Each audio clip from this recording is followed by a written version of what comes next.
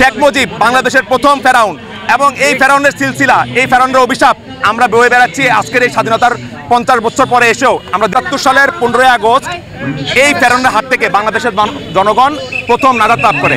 আমরা people's activist coalition জাতীয় নাজাত দিবস হিসেবে এটাকে উদযাপন করি।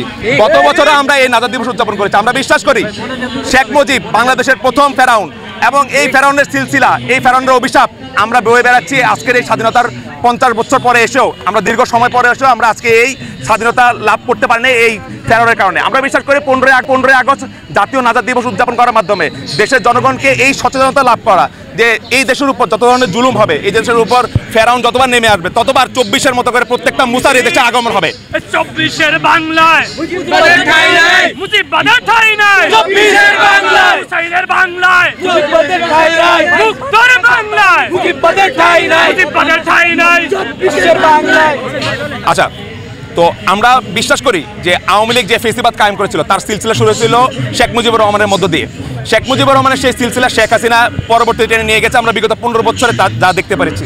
সো আপনারা যদি ইতিহাসের দিকে তাকান, সেই ইতিহাসে নিগুড় সত্য হচ্ছে কি 15 বছরে হয়তো বা হাসিনা আমাদের উপর গুম খুন হত্যা নির্যাতন চালিয়েছে, কিন্তু তার চেয়ে কয়েক গুণ বেশি গুম খুন হত্যা নির্যাতন শেখ মুজিব চালিয়ে গেছে। ইতিহাস তার সাক্ষী দেয়।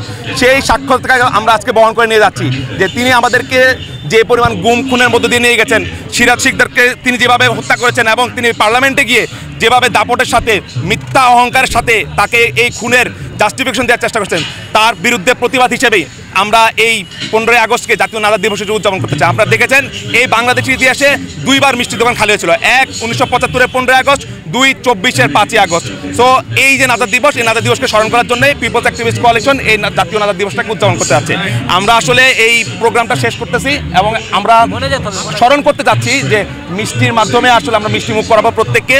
যে 5ই আগস্ট যেভাবে আমরা দেশের মানুষকে মিষ্টিমুখ করেছিলাম হাসিনার আমলে, ঠিক তেমনিভাবে মুজিবের এই যে অত্যাচার, তার যে অনাচার, এই অনাচার থেকে মুক্তি লাভের মাধ্যমে আসলে আমরা আজকে মিষ্টিমুখ করার মাধ্যমে আপনাদেরকে স্মরণ করাবো যে আমরা আসলে ঠিক কোথা থেকে আমরা নাজাতে পেয়েছিলাম এবং দেশের জনগণ কতটা আসলে উৎফুল্ল হয়েছিল এবং খুশি হয়েছিল।